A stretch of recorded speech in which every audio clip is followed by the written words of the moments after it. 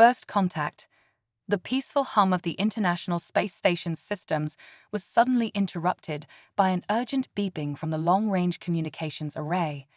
Commander Sarah Chen frowned, her dark eyes scanning the readouts with growing concern.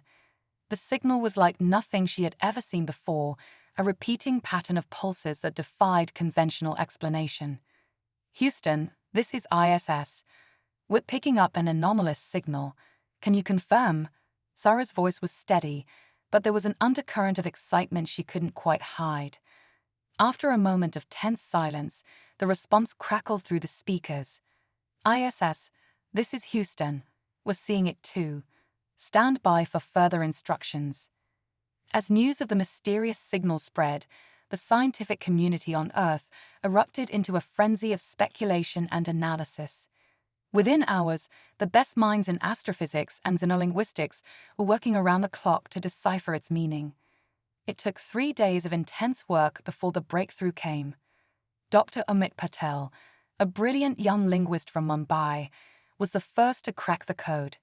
His eyes widened as the translation appeared on his screen, and he immediately reached for his phone to call his superiors.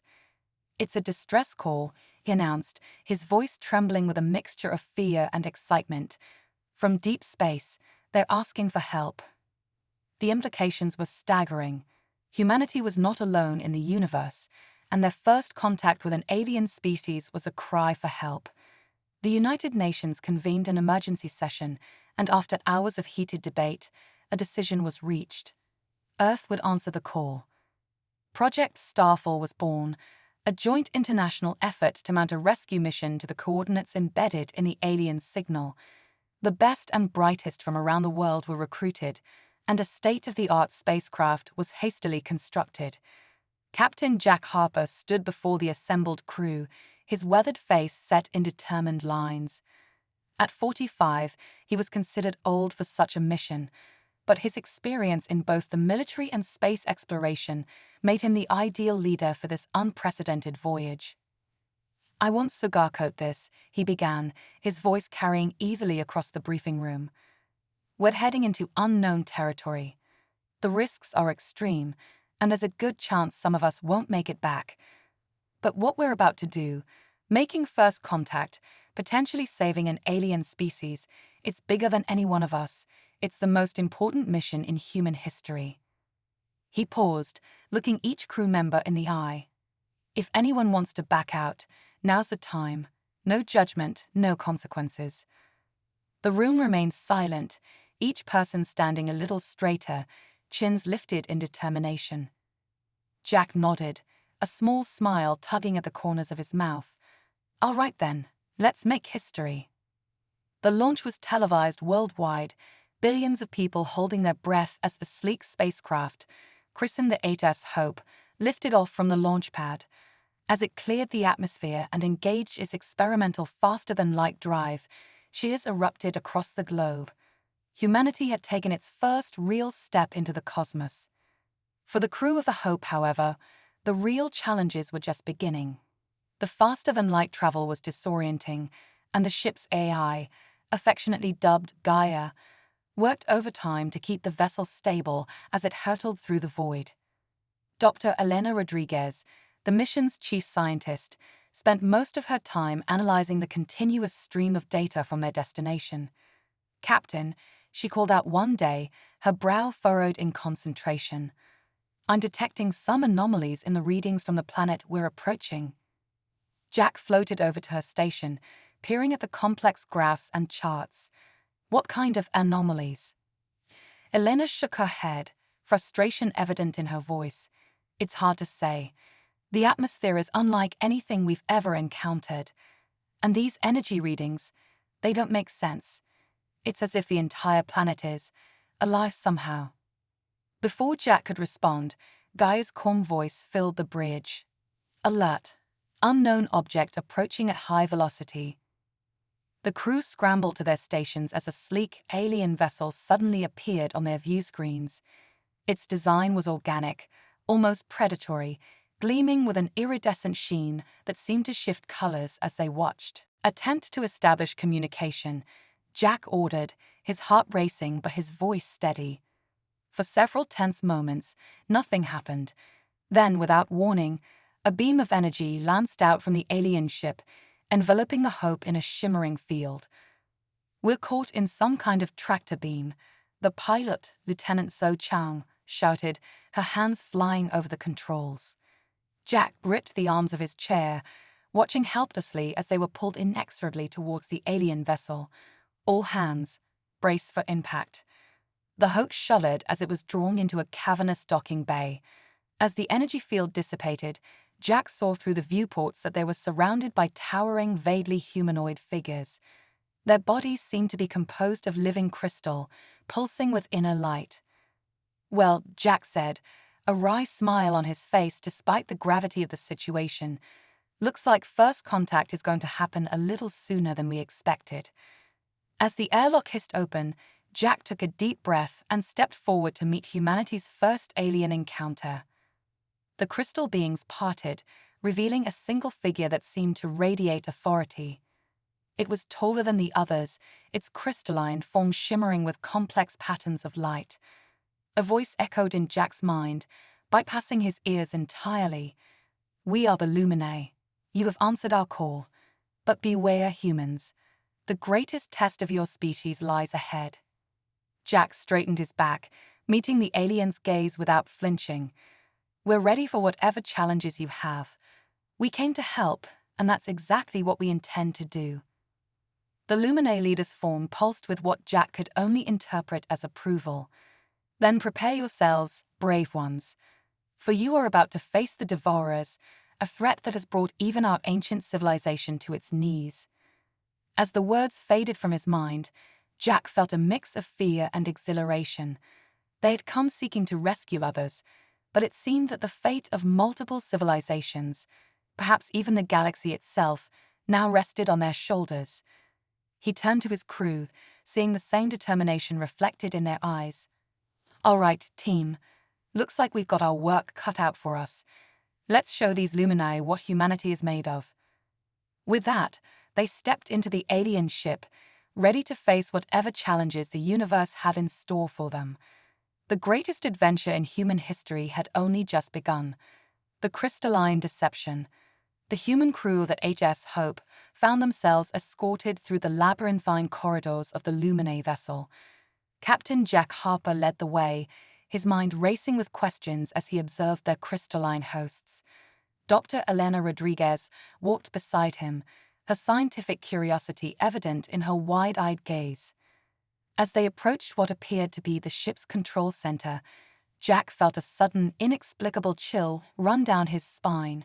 He glanced at Elena, noticing her brow furrowed in concentration. "Something's not right," she whispered, her voice barely audible. "The energy signatures, they're fluctuating in an odd pattern." Before Jack could respond, the Luminae leader turned to address them. Its crystalline form shimmered, creating an almost hypnotic effect. "Brave humans," the aliens' thoughts resonated in their minds. "We bring you to the heart of our vessel to show you the true nature of the threat we face." The chamber they entered was vast, its walls lined with pulsating crystals that seemed to throb with an inner light. In the center stood a massive, swirling vortex of energy, its colors shifting and changing in a dizzying display. "Behold," the Luminae leader continued, "the Nexus. It is the source of our power and the target of the Devourer's insatiable hunger." As the humans stared in awe at the spectacle before them, Lieutenant Zhou Chang suddenly stiffened, her hand moving instinctively to the weapon at her hip. "Captain," she hissed, "I don't think we're getting the whole story here." Jack nodded imperceptibly, having come to the same conclusion. The pieces weren't adding up. The distress call, the tractor beam, the convenient appearance of a galaxy-threatening enemy, it all felt too scripted, too perfect. With a subtle hand signal, he alerted his crew to be ready for anything. Then, putting on his best poker face, he turned to the Luminae leader. "This is indeed impressive," Jack said, careful to keep his voice neutral. "But I'm curious, how exactly do these Devourers pose a threat to such advanced beings as yourselves?" The Luminae's form flickered briefly, a disruption in its normally smooth light patterns. The devourers are formidable. They consume energy on a scale you cannot comprehend. Elena stepped forward, her scientific curiosity overriding her caution. Fascinating. And how do they accomplish this energy consumption? What's their method? Another flicker, more pronounced this time. The other luminae in the chamber began to shift uneasily. Jack pressed on, sensing weakness. In fact, I'm wondering why you needed to call for help at all. Surely beings as advanced as yourselves have defenses against these devourers. The luminae leader's form was now pulsing erratically, its thoughts becoming disjointed in the humans' minds. The call, you don't understand. Suddenly, the swirling vortex in the center of the room flared brightly. The humans instinctively shielded their eyes, but when they looked again, the scene before them had changed dramatically. The crystalline forms of the luminae were gone. In their place stood beings that defied easy description, swirling masses of energy barely contained within humanoid outlines. The chamber itself seemed to waver and shift, as if reality itself was struggling to maintain its integrity. Well, Jack said dryly, I think we just found our real first contact. The being that had posed as the luminae leader moved forward, its energy form rippling with what could have been embarrassment or anger.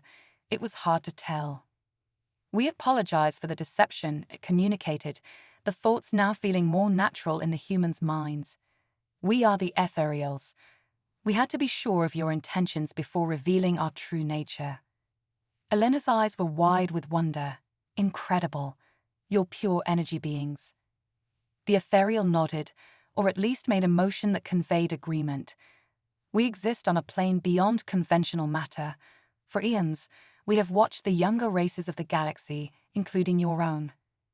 Jack crossed his arms, his expression a mixture of fascination and wariness. And the distress call, the devourers, was that all a lie? Not entirely, the ethereal replied. There is a threat, one that endangers not just us, but all life in the galaxy. But it is not what you imagine. With a gesture, the ethereal created a holographic display in the air before them. It showed a familiar sight, Earth. Your world stands on the brink of a discovery that will change the course of your history, the ethereal explained. Within a decade, you will unlock the secret of zero-point energy, a source of limitless power drawn from the very fabric of space-time. The hologram shifted, showing scenes of a prosperous, futuristic Earth, then expanding to show human colonies on distant worlds. This discovery will propel humanity to the stars, ushering in an era of unprecedented growth and expansion, the ethereal continued. But it also carries a terrible risk. The images changed again, this time showing tears in the fabric of space, entire solar systems collapsing into nothingness. Uncontrolled use of zero-point energy can damage the fundamental structure of the universe. The ethereal's thoughts were tinged with sadness. We have seen it happen before, with other races. Entire galaxies lost, cosmic wounds that may never heal. Jack felt a weight settle on his shoulders as he began to understand the true scale of the situation. So you called us here too. What? Warn us? Stop us from making this discovery? The ethereal's form pulsed softly. No, we called you here to guide you. The potential of your species is immense, but so too is the danger you pose to yourselves and to all of existence. Elena stepped forward, her scientific mind already racing with possibilities. You want to teach us how to harness this energy safely. In a manner of speaking, the ethereal replied, but it is not something that can be simply taught. It requires a fundamental shift in your understanding of the universe and your place within it. Jack looked around at his crew, seeing the mix of emotions on their faces, fear, excitement, determination. He took a deep breath before turning back to the ethereal. All right, he said, his voice firm. We're listening. But understand this, we make our own choices. We won't be controlled or manipulated, even if it's for our own good. Whatever this shift is, it has to be something we choose freely. The ethereal's form brightened, conveying what felt like approval. We would expect nothing less from you, Captain Harper. Your species' free will is part of what makes you unique, and potentially the key to the galaxy's survival. As the ethereal began to explain the true nature of their mission, Jack couldn't help but feel a sense of vertigo. They had come seeking to rescue others, only to find that they themselves were the ones in need of saving, not from an external threat, but from their own potential.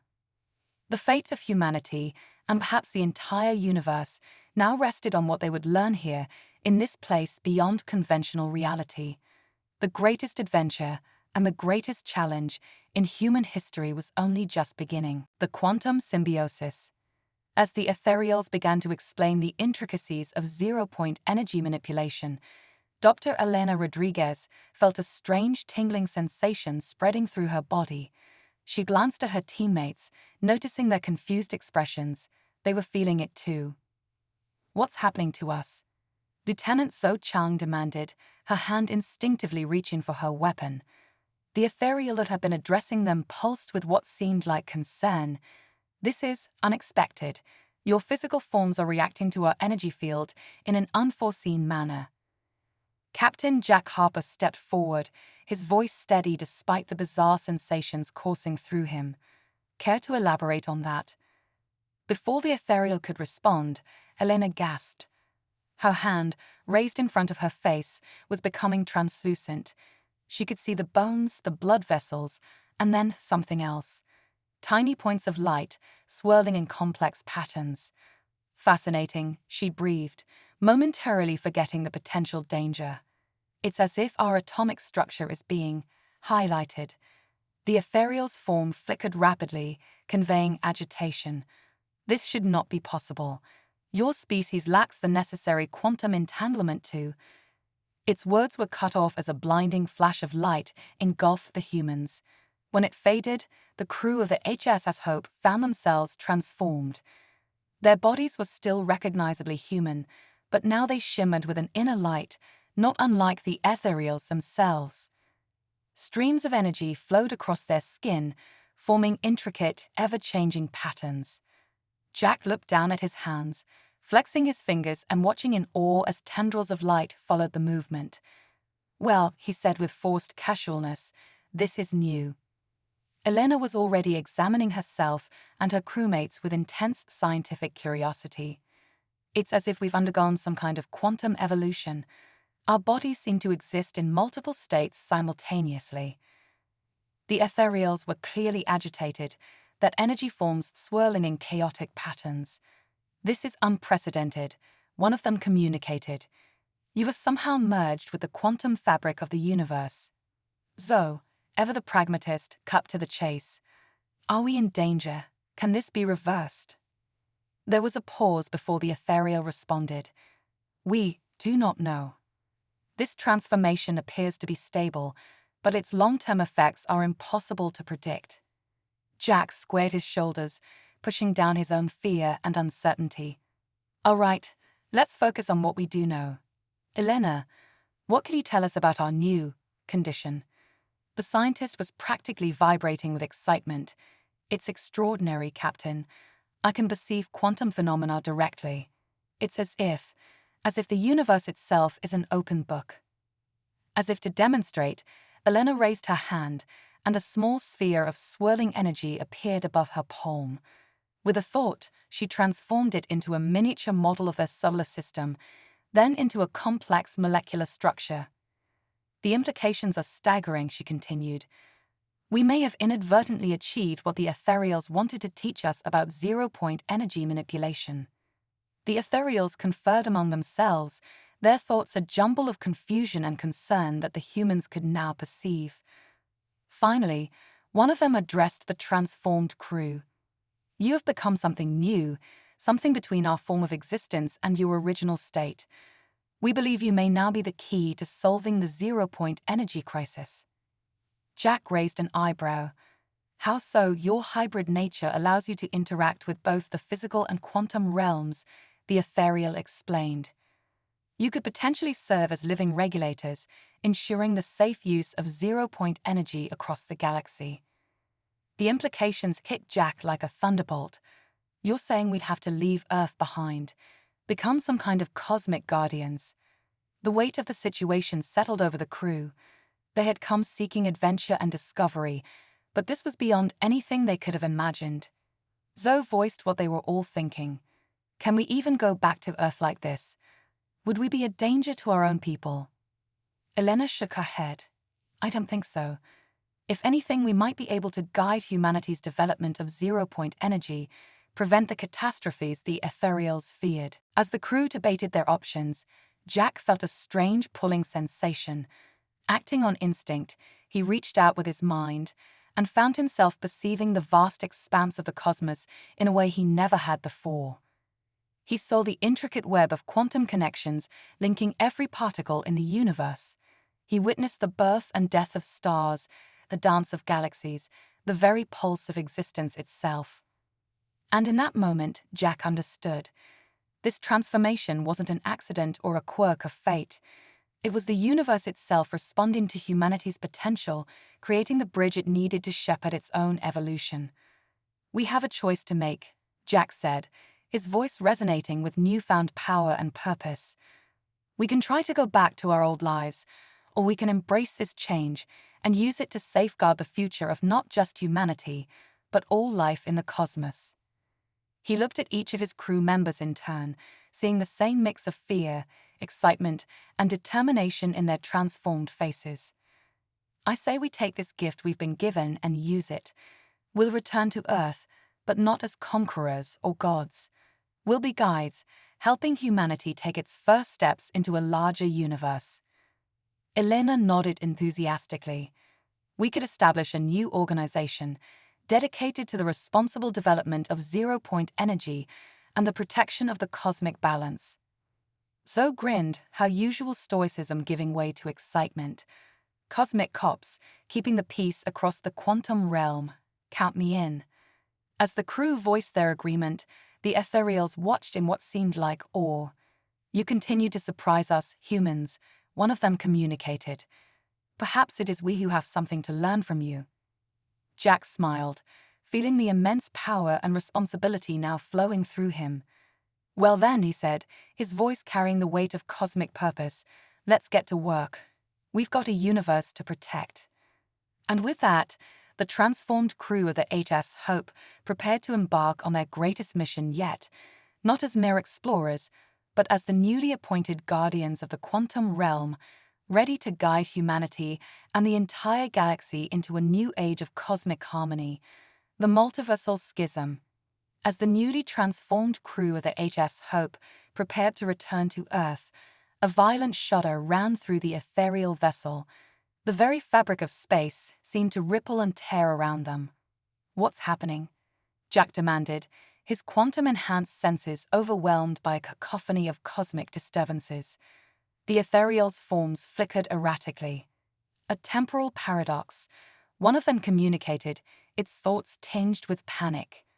Your transformation has created a multiversal schism. Before anyone could respond, reality itself seemed to fracture. The crew found themselves falling through a kaleidoscope of alternate timelines, each one a different version of their own universe. They glimpsed worlds where humanity had already mastered zero-point energy, others where Earth lay in ruins, and still others where humans had never evolved at all. The sensory overload was almost unbearable. Suddenly, everything stopped. The crew found themselves standing on a vast, featureless plain that seemed to stretch infinitely in all directions. The sky above was a swirling mass of colors and shapes that defied description. Where are we? Elena asked, her scientific curiosity overtaking her fear.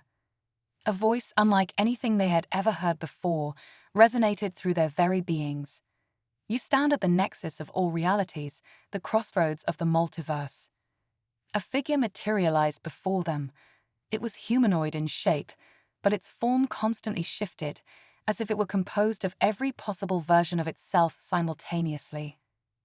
I am the overseer, the being introduced itself. I maintain the balance between all possible timelines and realities. Jack stepped forward, instinctively taking a protective stance in front of his crew. We didn't mean to cause any trouble. We're just trying to get home. The overseer's ever-changing face settled into an expression of grave concern. Your transformation has created a paradox that threatens the stability of the entire multiverse. You exist in a state that should not be possible, bridging realities that were never meant to touch. So, ever practical, cut to the chase. So what does that mean for us? For our Earth?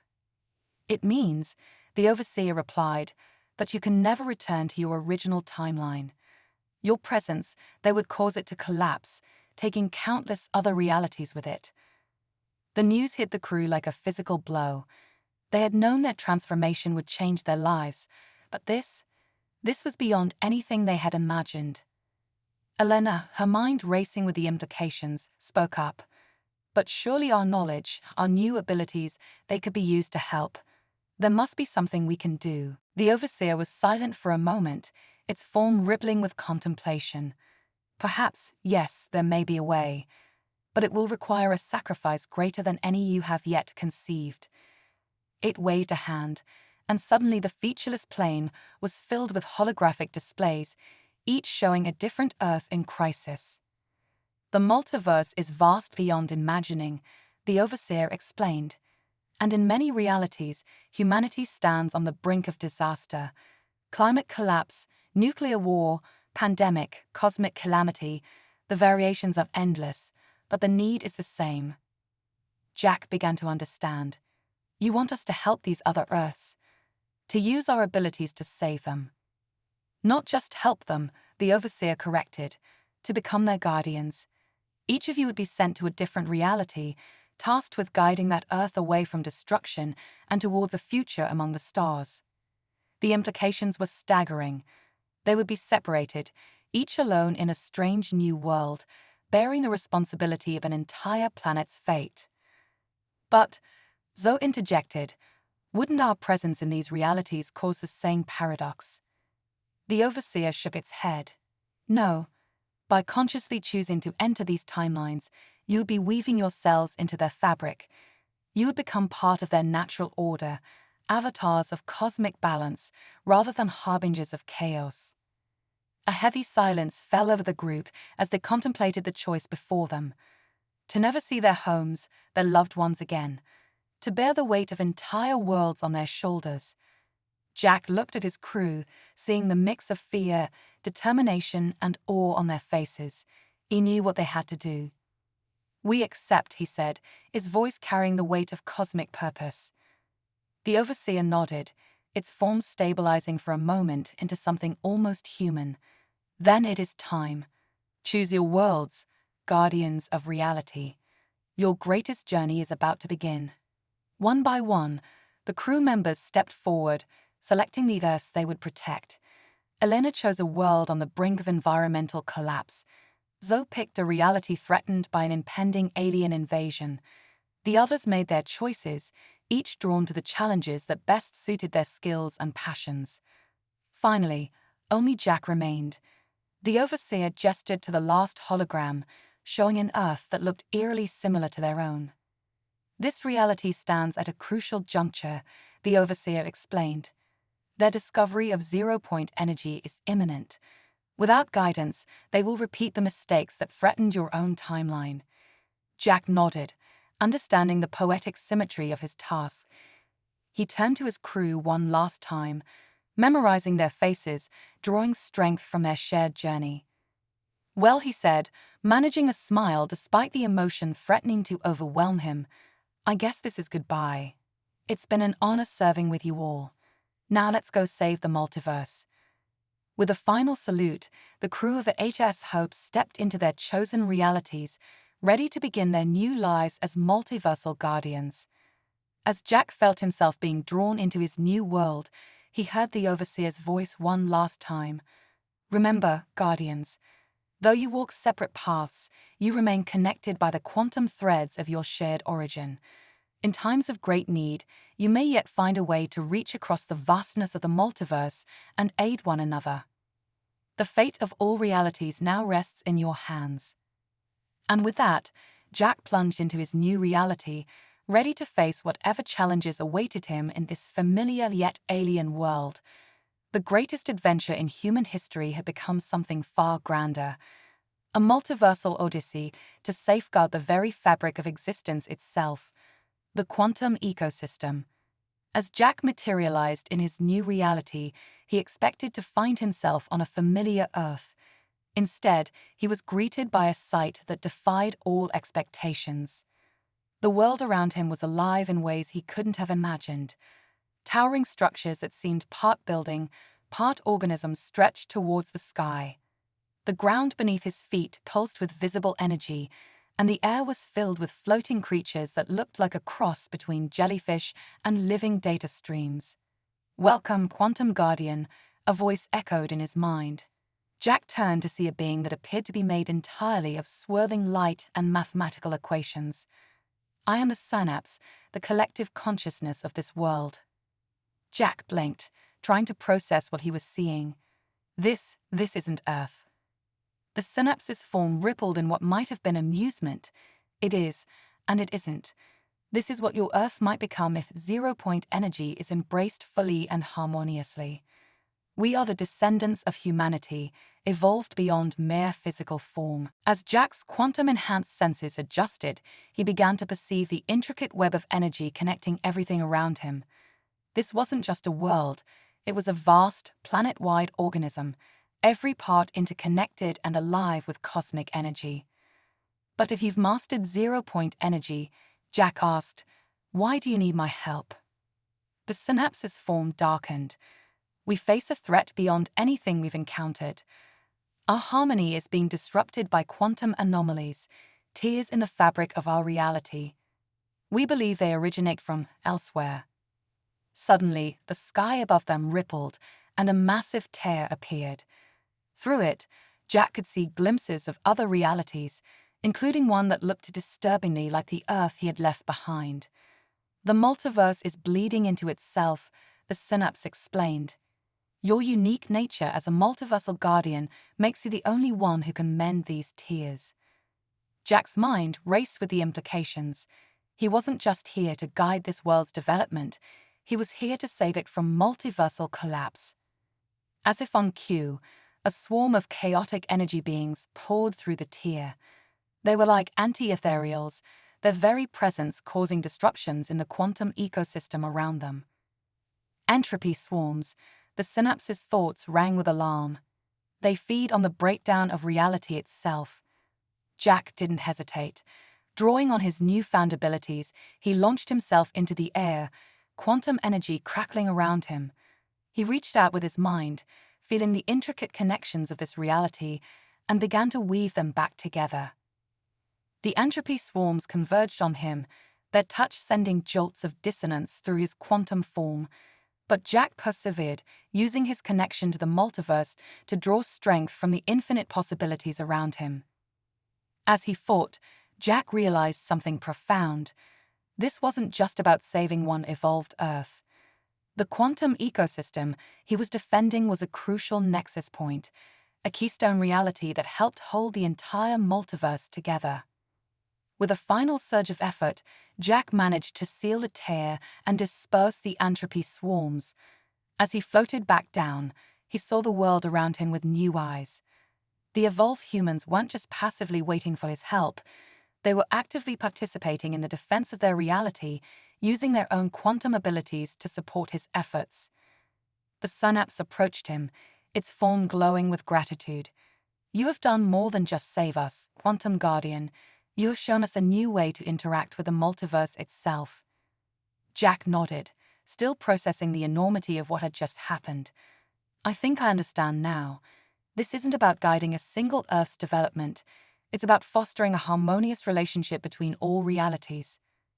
"Precisely," the synapse confirmed. "And your unique perspective as a multiversal traveler is key to achieving this balance." As Jack looked out over the quantum ecosystem, he realized that his mission had evolved far beyond what he or the overseer had initially envisioned. He wasn't just a guardian or a guide, he was a cosmic diplomat, tasked with fostering cooperation and harmony across the entire multiverse. "So," Jack said, a hint of his old adventurous spirit creeping into his voice, "where do we start?" The synapses form expanded, encompassing Jack in a field of pure knowledge. First, you must learn to fully perceive and interact with the quantum ecosystem. Then, we must establish communication with other realities, including those where your former crewmates now reside. As the transfer of knowledge began, Jack felt his consciousness expanding to encompass not just this world, but the intricate web of connections between all realities. He saw glimpses of his friends, Elena fostering a symbiotic relationship between humans and the biosphere in her reality, Zoe leading a quantum-enhanced defense against extradimensional invaders in hers. And beyond them, he perceived infinite other Earths, each facing its own challenges, each holding a unique piece of the cosmic puzzle. Jack realized that his journey had only just begun. The multiverse was vast and full of wonders, and he was now part of something greater than he could have ever imagined. With a quantum ecosystem as his starting point, he would embark on a mission to weave the fragmented realities into a harmonious cosmic tapestry. As the knowledge transfer completed, Jack opened his eyes, seeing the quantum world with newfound clarity. "All right," he said, his voice resonating with multiversal purpose. "Let's bring the multiverse together, one reality at a time." And with that, Jack, once a simple human explorer, now a quantum guardian and cosmic diplomat, took his first steps into a grander, more interconnected multiverse, one where the boundaries between realities were not barriers, but bridges to a more harmonious cosmic future. The Multiversal Symphony. As Jack immersed himself in the quantum ecosystem, he began to perceive a pattern in the multiversal fabric, a cosmic rhythm that pulsed through all realities. It was as if the entire multiverse was a vast, intricate musical composition. Suddenly, a discordant note rang out, sending ripples of disharmony across realities. Jack instinctively reached out with his quantum senses and found himself drawn into a space between worlds, a nexus point where the borders of multiple universes intersected. There, he encountered a sight that defied comprehension. A colossal being, composed of pure conceptual energy, was manipulating the very strings of reality like a mad conductor. Each movement caused entire universes to shift and collide. "I am the composer," the entity's thoughts boomed across the multiversal void, "and I have deemed this symphony of realities flawed." Jack realized with horror that this being was attempting to rewrite the fundamental laws of the multiverse, heedless of the trillions of lives that would be erased in the process. Drawing on his connection to the quantum ecosystem, Jack sent out a multiversal distress call. To his amazement, he felt responses not just from his former crewmates, but from countless other beings across the multiverse, guardians, avatars, and cosmic entities from realities he'd never imagined. As the composer raised its conceptual baton to begin its remake of reality, a surge of unified will crashed against it. Jack found himself at the center of a multiversal coalition, each member contributing their unique quantum resonance to counter the composer's discord. Elena's voice rang in his mind, carrying the harmonic vibrations of her biosphere-integrated Earth. Zoe's thoughts pulsed with the rhythmic precision of her militarized reality's defenses, and with them came a cacophony of other voices and energies, each adding their own note to the growing chorus of resistance. The composer reeled, its form flickering as it struggled against the united will of the multiverse. "You dare challenge my vision," it roared. "I am the author of reality itself." Jack, channeling the combined power of countless realities, stood firm. "No," he declared, his voice resonating with the authority of a true quantum guardian. "You're just one voice in a much grander composition." With that, Jack and his multiversal allies began to weave a new cosmic melody. It was a song of unity in diversity, a harmony that celebrated the unique vibrancy of each reality while binding them all in a greater whole. The composer thrashed against this new order, its discordant notes trying to drown out the emerging symphony. But for every reality it tried to erase, a dozen more added their voices to the chorus. As the battle reached its crescendo, Jack had an epiphany. The composer wasn't an enemy to be defeated. It was a crucial part of the multiversal balance that had lost its way. With this realization, he changed his approach. Instead of fighting against the composer's melody, Jack began to incorporate it, finding ways to weave its discordant notes into the greater harmony. Slowly, the cosmic entity's thrashing subsided as it found its place in the new multiversal symphony.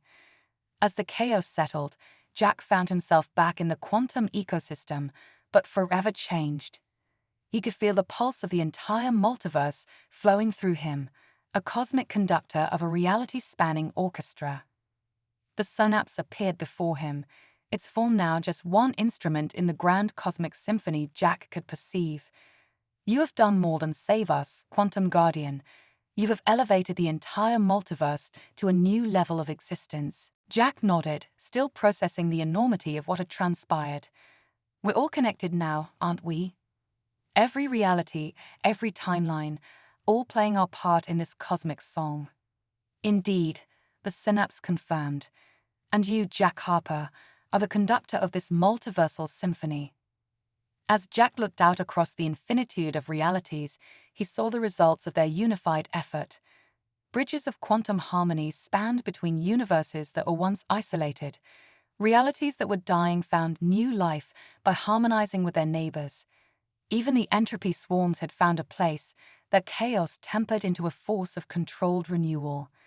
He felt the presence of his former crewmates, each a subconductor in their own realms, all working in concert to maintain the delicate balance of the multiverse. They were no longer just guardians or diplomats. They had become the caretakers of existence itself. So, Jack said, a smile playing on his lips, what's our next movement? The synapse's form rippled with something akin to excitement. The multiverse is evolving, Jack. New realities are being born even as we speak, each with its own unique melody to add to our symphony. Our task now is to nurture this growth, to ensure that each new voice finds its place in the greater harmony. Jack nodded, feeling the weight and wonder of this new responsibility. He was no longer just Jack Harper, human explorer. He was the quantum conductor, the guardian of a living, growing multiverse. As he raised his hands, reality itself seemed to hold its breath, waiting for his direction. With a gesture that rippled across dimensions, Jack began to conduct the next movement of the cosmic symphony. The multiverse sang, a chorus of infinite realities united in glorious harmony, and at its heart, once human explorers turned cosmic guardians worked tirelessly to ensure that every voice, from the grandest universe to the smallest quantum particle, played its part in the ever-evolving song of existence. In that moment, Jack knew that their journey, impossibly vast as it had become, was still only the beginning. The multiverse was alive with possibilities, and they would be there to guide it, note by perfect note, into a future more wondrous than any single reality could have ever imagined.